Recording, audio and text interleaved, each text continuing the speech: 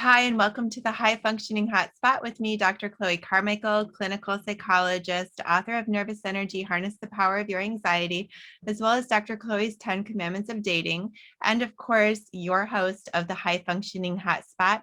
Today's guest is a really special person to me, both personally and professionally. His name is Brian Carenard, though his rapper name is Saigon. And Brian and I first connected when he actually made it happen that I got my TV break where I got to appear on VH1 Love and Hip Hop because Brian selected me out of a long thing. It's a whole side story, but he selected me and it gave me a TV break and it led to a lot of other great opportunities for me. But on a personal level, he has such an amazing story professionally as well as personally. He was actually incarcerated for murder in his teens, and he went on to become not only very successful in the rap industry, he also starred on the TV show Entourage. He's now gone on to write a trilogy of books. The first one has hit the stands so far, and I've got my copy and I love it. It's a very interesting, a very good book. And I think that would be true even for people who don't know him personally.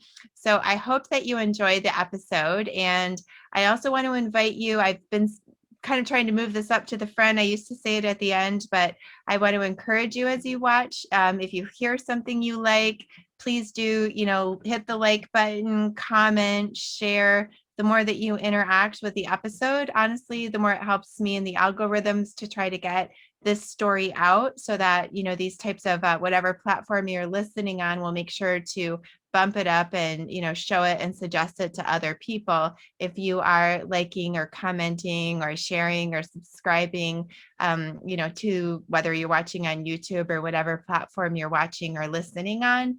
So I really appreciate any interaction for many reasons, but also just because it helps to get the word out about this episode. So without further ado, I give you Brian Carenard, aka Saigon. Well, I've got your book in my hands. I loved it. so that's what is pain, peace, and prosperity, because the early part of my life was a lot of pain and a lot of family struggles and things of that nature. And I believe I in book two is like where I find some peace of mind. I find get at peace with myself. And through incarceration, I was incarcerated. That's when I found like some peace of mind. Ironically, is when I was incarcerated in prison. And Which time? oh, the long time. Well, book two is when when I stopped getting those little slaps on the wrist, and they said you need to sit down for a minute to really think about some of the decisions you're making. And so when you get to book three, prosperity is when I get into the music business and I start to take all of my life struggles and put them into my art, and then start to prosper and then start to really, everything comes together in book three. I know. I mean, you have so much to share. Book one, again, truly, I really loved it as a psychologist, as a just a person and on so many levels. But yes, of course, it doesn't tell the stories yet, of even really what led to the big incarceration or to the big Yeah, change, or yeah, of even of you becoming a father, which I know is such a exactly. big part of your life now. Yeah, my father, even losing my mom, a lot of things, because my mom. You read book one, my mom our relationship was always weird. It was like, but in hindsight, I got to see this. She was young. She was very young. So when I became a parent, I've seen how much it takes to really raise and nurture a child. It's a lot. It's a lot. So now there's so much of my mother was alive, and I was able to forgive her for some of the things, because there was a point where I began to blame her for my mistakes and the things I was doing, because especially when I was in there, when I knew she was poor before we got locked up, and I'm there and I'm in prison now, and I have nothing, and there's no commissary, and there's nothing, and I'm writing her to trying to like, how, if you love me, why would you leave me here like this? And she has to just explain to me like, I didn't have anything when you were out here. Like, this is why I was telling you like, you know, chill out, like with some of the decisions you're making, because if you do get in a situation, I can't be of any aid to you at all. I can't help you get a lawyer. I can't bail you out. I can't, because I can't afford to. So Wow. yeah, and then I started, but in hindsight, when I'm going through it, we used to write her letters to make her feel guilty. You know, there's kids in here my age, you know, and their mothers send them things, and you know, and I'm the only one in here with nothing. And it was like, and you know, I, in hindsight, I wish I could apologize. You know, I wish I could say, Mom, you know, I'm so sorry, because I didn't see it the way I see it now. Because now, now I understand everything you were trying to tell me, and it's not like you weren't telling me the right things. You were telling me the right things. I just was deciding to make bad choices. You know. I'm really sorry. I know losing a parent is really hard. Yeah. At I really liked though the way that you didn't hide anything. You know, I can see the love that you feel for your mom. Yeah. At the same time, I can understand, you know, why there was a part of you, you know, that you obviously, and I say this myself as well, like I certainly didn't have, you know, any kind of a perfect parenting situation that I grew up in.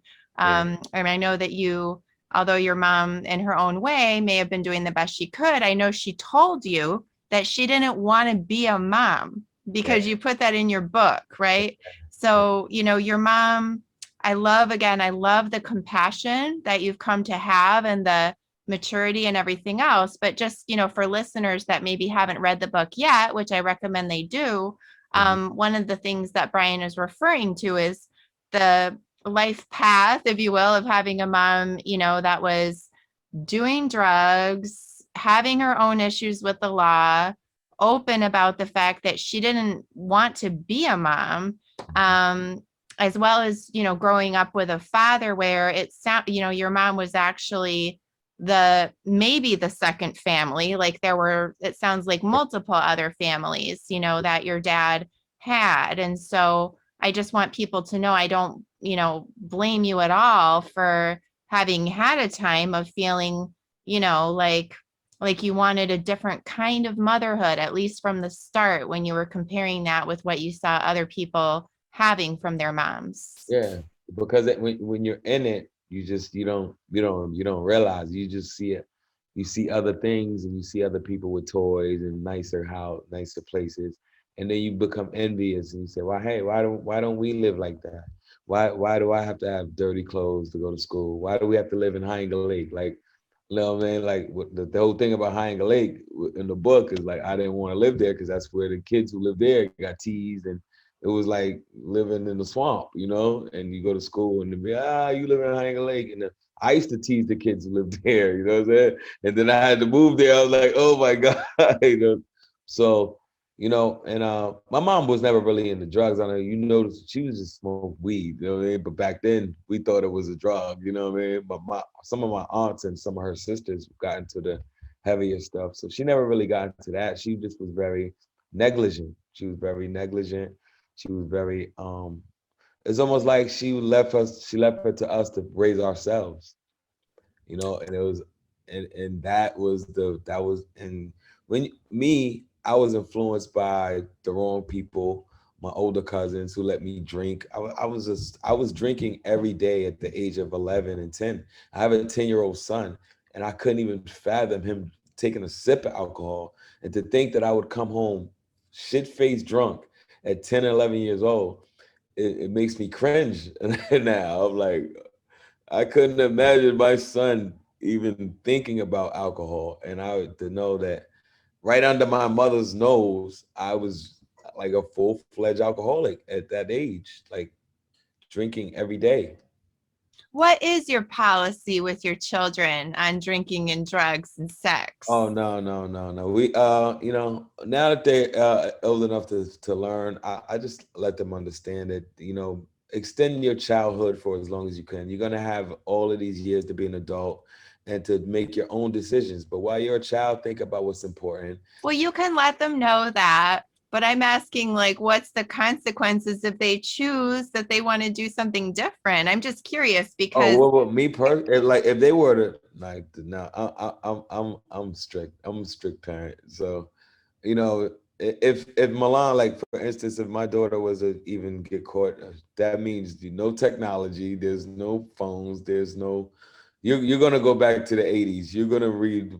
Your life is gonna be. You're gonna be so far from your friends, like what they're into, and keeping up to the Joneses. I'm gonna bring you back to prehistoric times because you just got to really sometimes tough love is necessary, and I wish I would have had it more because the fact that my mom was negligent is the reason why I got into street gangs. I got into all of that stuff. I didn't have my father there, and so if my aunt like my aunt Lorraine, who's in the book, she was tough on my cousin Jamie, and that's the reason why he never went to prison. He went to prison when he was a grown man. I was in prison as a teenager.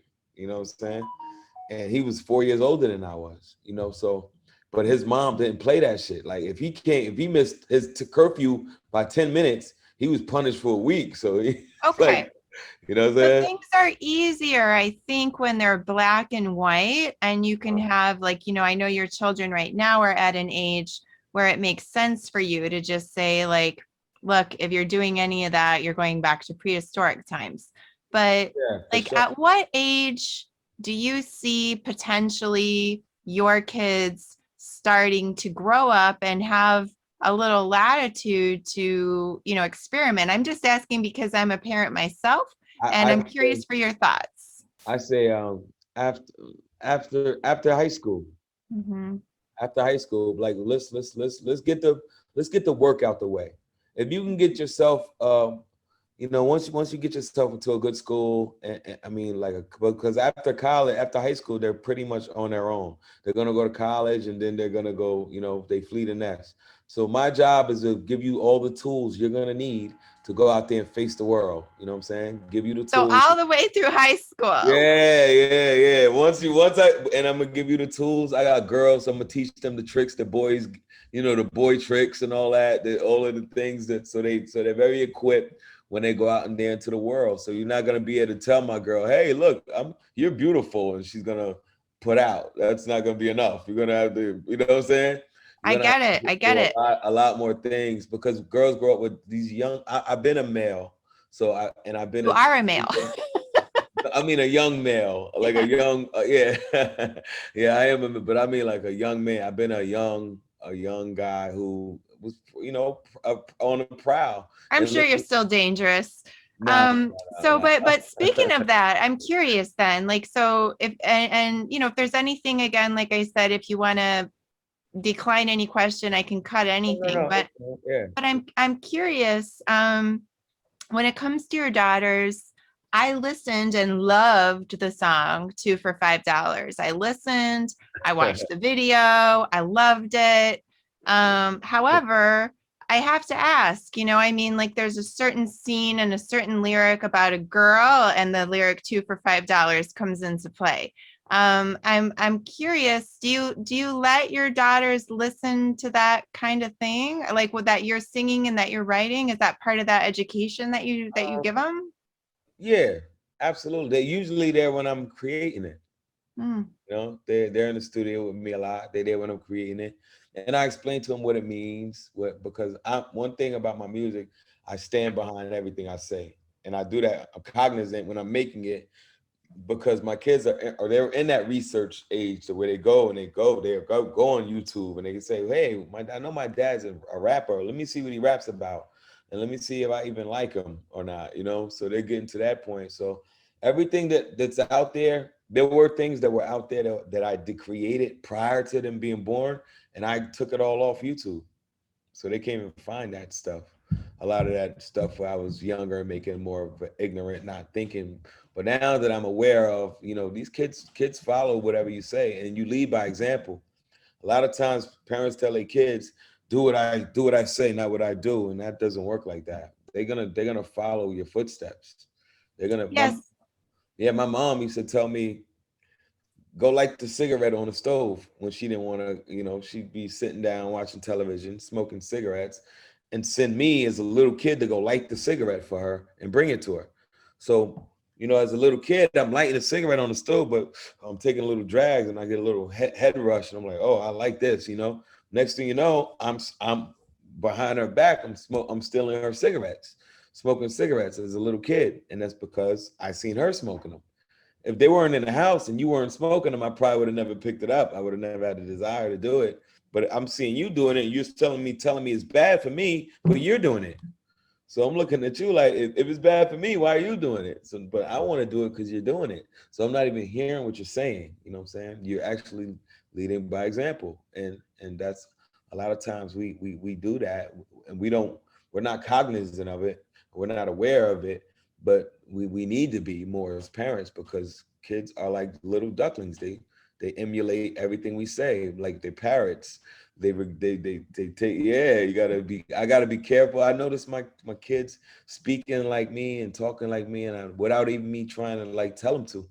So yeah, that's very, very important to lead by example. And parenting doesn't come with a handbook or a rule book, or it's gonna be trial and error. You're gonna make mistakes.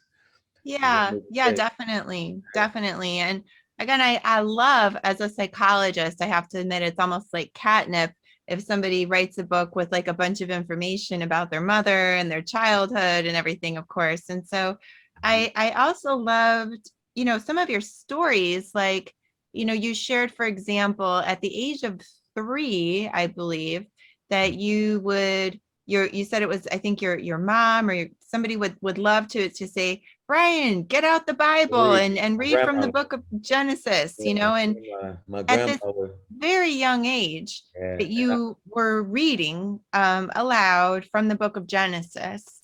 Mhm. So who taught you how to read? My sister, Ladidra. So as Ladidra was learning, she would teach. I was like her personal student. So everything she's 2 years older than me. So when a regular normal kid is learning how to read around 5 and 6 years old, she's teaching me everything. She's teaching me how to sound out words. I remember she was teaching me about vowels and how the sounds that vowels make. As she's learning it, she's teaching it to me. I'm only 3, but I'm her personal little student.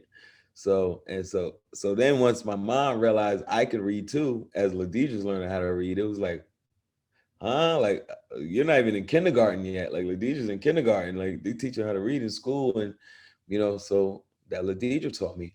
I Yes. remember, yeah, I So, remember. being that this show is the high functioning hotspot, where Mhm, I'm interested in people obviously that are high functioning, and you're high functioning on so many levels, as a business person, in terms of also just overcoming issues in your life and everything else. mhm, But one of the things also that you mentioned in the book, um, is the ability to see things that others can't, right? And again, just to kind of give people a tease about the book, I think they should read it. This particular thing pops up where you were like pretty much about to have sex with a girl, and then like you realized it wasn't the right time or place or situation. And yeah, even with, as you said, that kind of young man's drive, you were still able to say, okay, wait a minute, just take me home, like let's not do this right here. yeah, And but you had that meta awareness as you were writing the book to say, I've always been somebody, I've prided myself on being able to see things that others can't. yeah. So I'm linking that with the Bible thing in the reading, because there's this obvious intelligence there, but intelligence doesn't always come with insight and wisdom, and it seems like you have both. And as we've talked about, it's not like you necessarily had the perfect setup under which to absorb a bunch of wisdom about how to live a, life. And so I'm just curious, where do you think that level of insight about life, how did you come to be somebody who could see things that others couldn't? I think it's partially genetic. I think it's my dad, right? My dad, who I couldn't stand this guy. The guy's 82 years old. And he is one of the most hmm, stern, stubborn, intelligent human beings that I've ever met. And he's very, very bright. He's very bright. And I noticed that my mom has two children by my dad, and then she had three children by another man from a different relationship. And me and my sister from my dad's side excelled, and you know, we excelled on another level. Even my sisters that are from my dad from another woman. Like I have a sister that has a law degree from Temple. She's very, very smart as a tack. They're very, very, very smart. And I see the kids, I'm not going to say that they're not as smart as we were, but I see a huge difference in my siblings that are from another man that are not from my father. You understand? So that's why I say a lot of it I feel like is genetic. Mm-hmm. And all of our heads, and even all three of my children, we're in the 99 percentile. We have big heads. You know what I'm saying? We're all three of my kids are 99 percentile, and all of my kids are brilliant.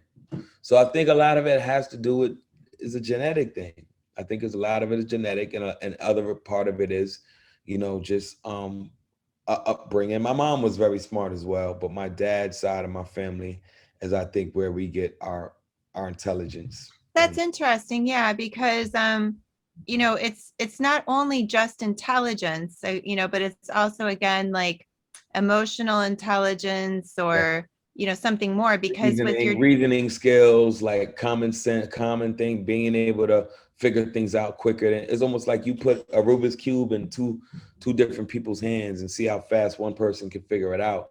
One person might figure it out much faster than another person. That wouldn't make them smarter. They're just better at solving puzzles.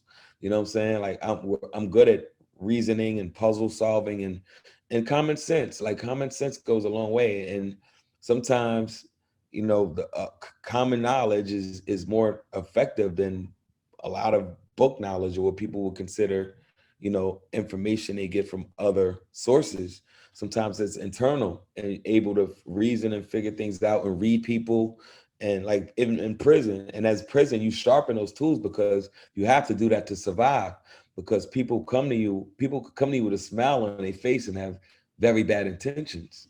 So you have to learn. totally. Yeah, you have to learn how to read through that, and it's something that you acquire by survival instinct.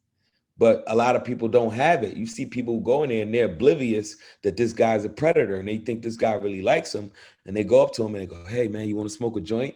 And they'll be like, "Oh yeah." Next thing you know, you're smoking a joint with a guy because you think the guy likes you, but now you owe him something.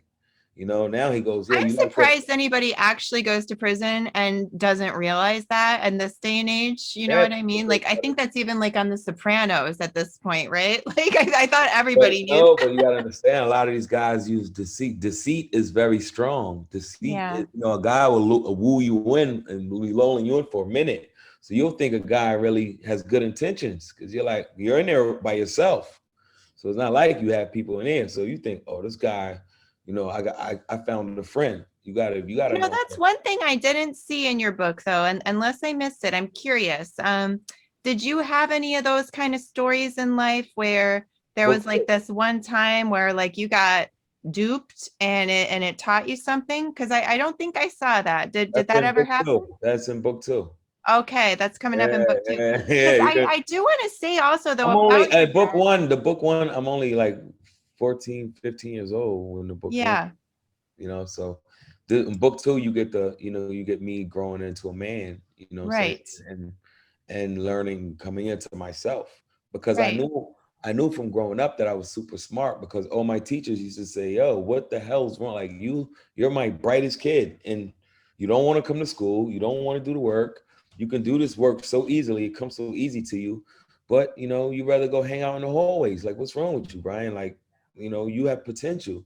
You have so much." They would pull me to the side and say, "Look, I don't say this to all my kids. Like you have potential to go be somebody great." And it always stayed with me in the back of my mind.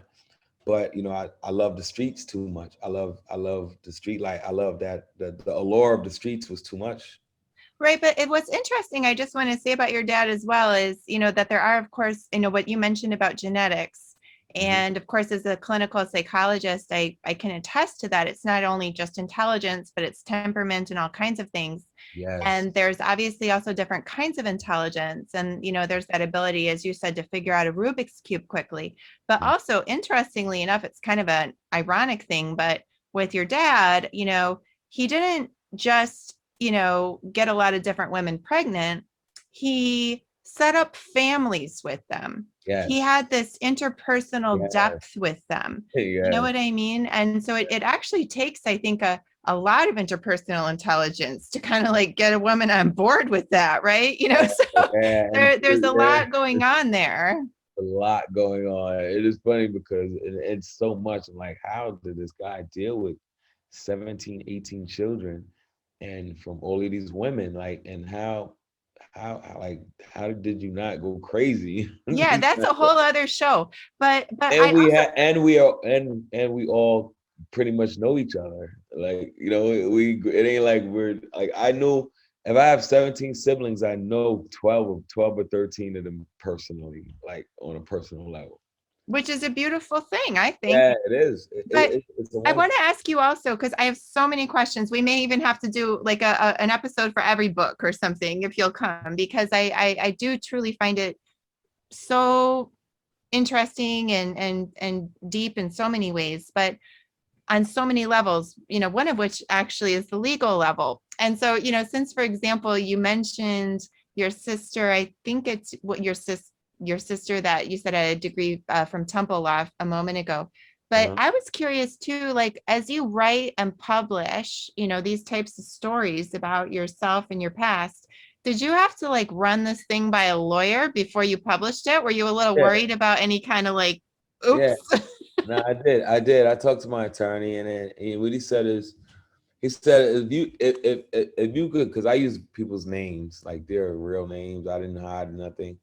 And he said, like, a person can only sue you for defamation if you're lying about them. If you could prove if it's your life story and it's true, then you can't get sued for defamation. Now, I went in there and told some lies or said something that wasn't true about someone, and it affected their livelihood. That then they can come after you legally. I But meant also even about incriminating yourself. oh no, because when I copped out to all known and unknown. When Mm. like there's something that people don't know about the system is when you plead bargain and you plead guilty to a crime, you can cop out to all known and unknown. That means they can't come and convict you for something from prior to that conviction. All So right. So that's you can illegal. That's illegal, Jim, for you exactly. for my criminals out there now. Just No, I mean, truly, like, as I said, the high functioning hotspot, there are so many different levels of intelligence and levels of operation, and just levels of strategy, levels of maturity, that I think are encapsulated and even honestly musical, like, just excitement. And I hope people do check out your music and your videos. I yeah, enjoyed it. yeah. And I know some of this might be coming up more than in book two. But one of the other questions I had is, in the book, you acknowledge some early like real struggles with tempers. Like it's one thing to be able to go wild on somebody when it strategically advantages you. It's Yeah, another thing to sometimes have your own temper run you around. And yeah. in the book, you kind of talked about how at first it would kind of come over you. Um, can you share or preview like how you came to master that, or if you have? I haven't yet. The thing is like I haven't yet. I almost found myself in a situation recently, and I'm like, and luckily there was the right person was around me who was like, I will not let you throw everything you worked hard for away. I won't. You have to, and it's the person who it surprised me. But yeah, that's something. It's a working. I'm a, a work in progress when it comes to that, and it's something I've struggled with my whole life. And Wow. I think it's like my dad. Like when Prince says, maybe I'm just like my father too, but because my dad is the same way. The guy is over the top, and that's another thing that you said temperaments and all that are genetic as well.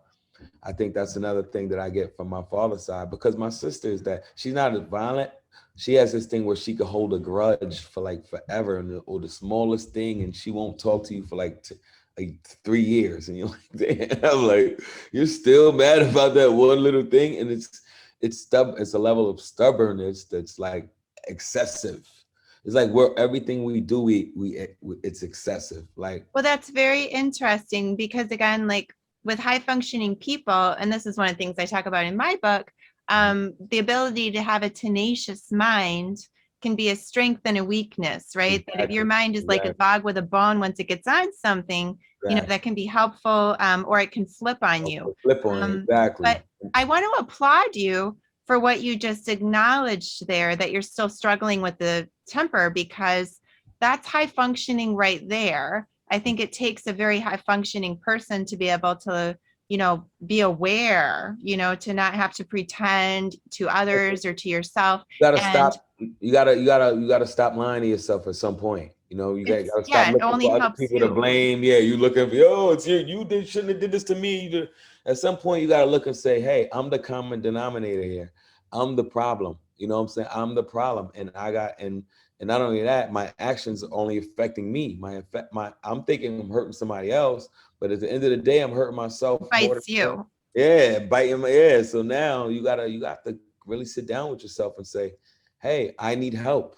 I Sit need down with help. Dr. Chloe. I love talking about anger management. I truly do. Like, I Yeah. have this whole big thing about like And I've anger taken actually some being like yeah, like I would love to talk about it, but it will be a whole other conversation. But some other time, like Mhm. I would seriously love to talk about anger with you, Yeah. and like try some of my like favorite little tricks on you and like see if they Because work on you. I've had, if you got tricks, I would love to try them, because I went through alternative to violence behavior programs, ART, aggression replacement training. I've had it for years and years and years, and sometimes it works, but then there's like I said, I come from one of those extremely excessive, over the top kind of lineages.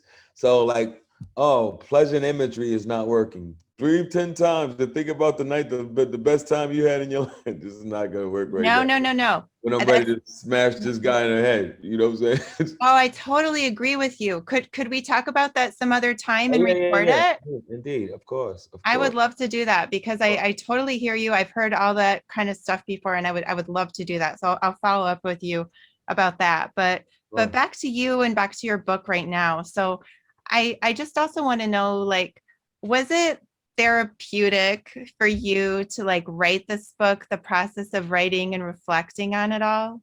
Absolutely, absolutely. It was very therapeutic, because I got to not only travel back into time, because I had to go and think back of and memories of that were so far in the back of my mind, but I had to go back and pull them up to even be able to write them down.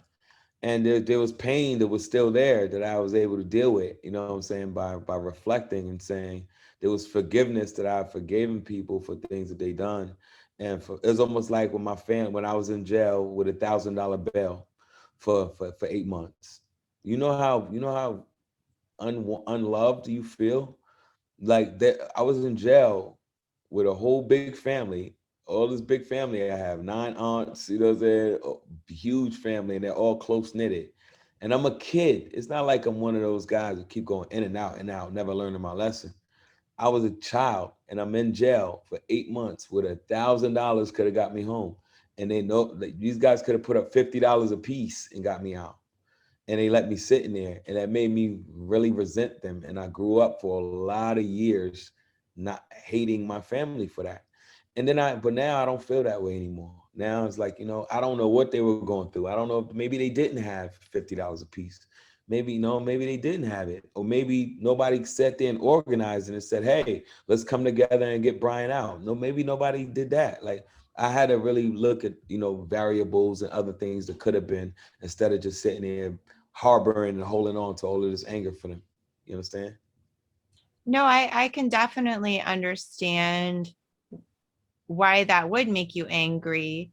Yeah. But again, to me, there's something even just about a sense of personal responsibility that it's hard to understand, as you said, how this whole family of people that nobody was willing or able to figure that out, that makes me admire you all the more for just saying, how did you come out of that? Like the way that you are with this level of functioning and organization and drive and everything else, So it's a But 30-minute. you know what it did? It was a gift and a curse because it made me say, you know what? Not that incident, but that incident stayed with me. And then the second time, when I went to jail for that was the time I got out of there. I did 8 months. When I got out and I went right back and it was the same thing, I was like, okay, now I'm gonna make something of my life and I'm gonna make them all regret treating me like shit. So that was kind of my drive. That gave me a drive to be like, oh, everybody's counting me out. They just look like I'm a fucking loser. Okay, I'm gonna be somebody and I'm gonna prove everybody wrong. Well, to me, that's a beautiful, just I want to say note to end on because it's a 30-minute show and we're here at 45 minutes, but I truly feel like I could talk to you all day. And I just, on that same note, and that, like, I saw so many parallels of that beautiful spirit in you. Like you shared this other story that I just have to share, about the book that really touched me about your mom, that as you were saying that you had, I think, this understandable level of, angst about your mom and the way that she was, it would be hard to come to, as you said, there was a certain amount of neglect. But that when you heard other people Yeah, I kind of like. trash talking your mom, and I have to say, as a mom myself, maybe there was also like something, every mom wants to I be did loved not and like. honored I by their didn't like that. son. I did not like that. Yeah. When it was me, it was okay. Anybody else? No way. You don't. You know what I mean? And My so mom for was people like, that didn't read the book yet, I just want them to kind of like quickly get this, is that what happened is that you heard these people trash talking your mom, yeah, even for things that you yourself kind of maybe had privately thought. And then you said, oh no, yeah, nobody's going to say my mom, wasn't a good mom. I have to rise up and, really kill it in life yeah, to show them, that there's nothing wrong with my mom. And exactly. I get chills thinking about it. I loved the book. I really hope people read it. Or if they don't want to, quote, like read, I love that there's also an audiobook. Did Mhm. you read the audiobook yourself? Yeah, yep. I narrated it word for word, and Love that. Love that. I'm super excited to get they that go to one. audio. They can go to Audible, iTunes. The book is in Barnes and Noble. It's in Walmart. You can go to Walmart and get the book. So I've done a good job as a first time publisher, getting it out there. So now I really like work backwards because it's my first time doing it because I know how to market something. My whole thing was let's make it available now. Let's go let people know they can go get it because that's How the did you get it into Walmart? I'm curious. a distributor, a cool distributor I found, and yeah, pretty damn good. My You'll have friend. to hook me up. Yeah, I will. My friend Zach Tate is a guy I met in prison. He's a big author now, and he showed me a lot of tricks. He's a guy I met in prison, and he always like, yo, I'm so proud of you, man, because he used to see me when I was a knucklehead, and I was in that the extra angry young kid, and he's like, man, to see the strides that you made as a man, and to see the father you became, and the way you handled your career, and the fact that you did it with integrity, it just makes it makes a lot of people say, look at me in another light. That is so cool. So you met him in prison, and now the two of you both have gone on to become authors, and Yeah, he's giving you some business tips, and I'm sure you're giving him some tips too. absolutely, 100%, That 100. is amazing. And by the way, the idea, even as well as like how we met, it's all just, it's such a funny story, but I Yeah. just, I think you're such an amazing person. And You I'm too, you too, thank and you. I'm so proud of the mom to see you have your first child and to know you before you even were pregnant, and then to see you because you were there dealing with me with my 2-year-old boy. B was 18 months when we first brought him to you, and now he's 10 years old.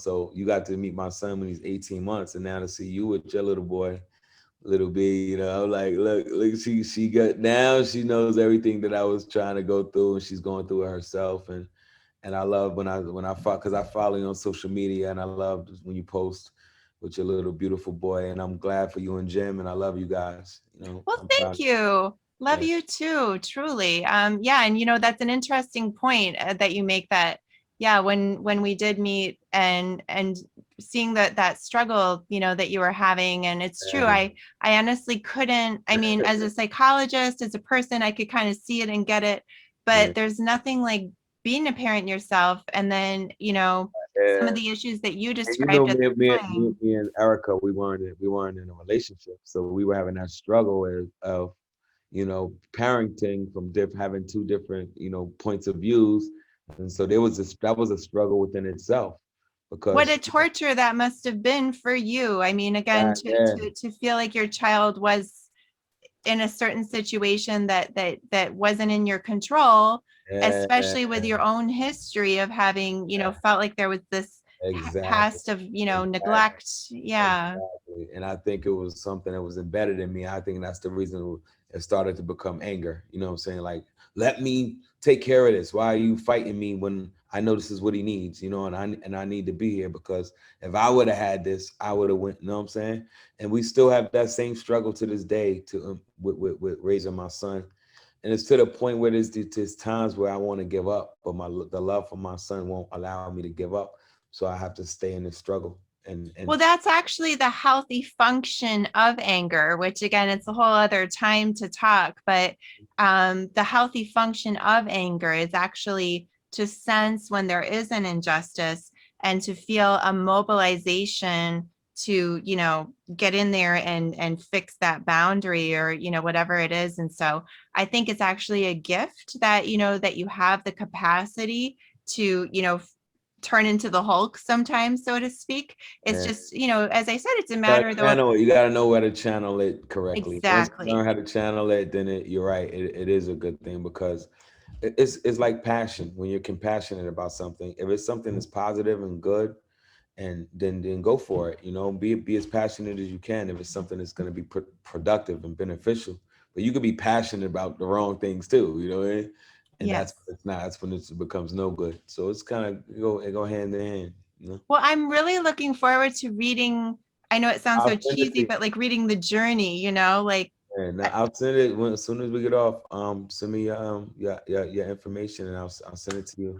definitely. And I just want to hold this up one more time. It's pain. I have a little blur going on here, so that's why I've got to get it in just the right spot. But it's There you Pain, go. Peace, and Prosperity, All right. and by Brian D. Carenard, aka Saigon. And we didn't even get to talk about you being on Entourage, how Yeah. all these things came about. We But got to do part two. We'll do part two. Yeah, we'll do more later on. that would be wonderful. Mwah, sending you big hugs. Love you so And much. Well, thank you for everything, and like I said, send love to the family. And we got to go out. Me, too. you, and Jen, we got to catch up one of these days. Now that this COVID thing is over. Thank God, finally. Right? And thank you for sharing the story. Truly, Pain, Peace, and Prosperity, Part One.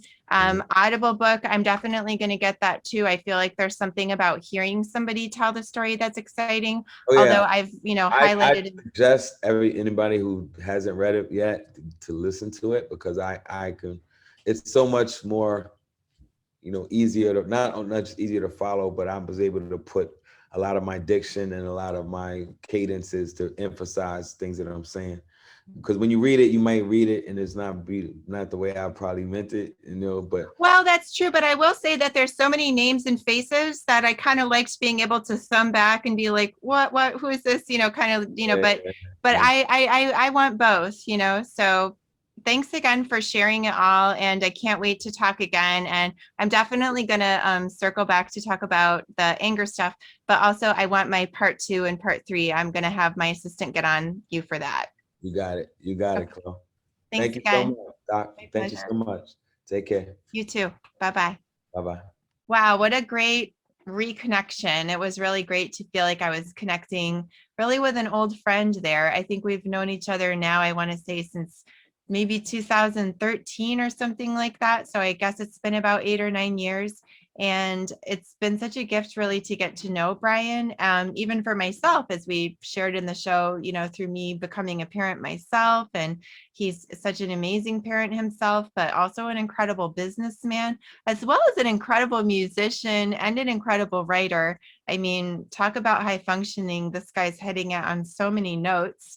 And I hope that you enjoyed as much as I did. If you want to check him out on social media, we'll make sure to include all of his links in the show notes, as well as, of course, all of my links. And if you have not already, I would encourage you, ask you again to please like, comment, subscribe, share, interact with this episode in some way, because I love to hear from you. And of course, also it just helps to get the show out there and to make sure that people are hearing about it. So thanks so much again for connecting on the High Functioning Hotspot today. And I can't wait to get together again. Take care.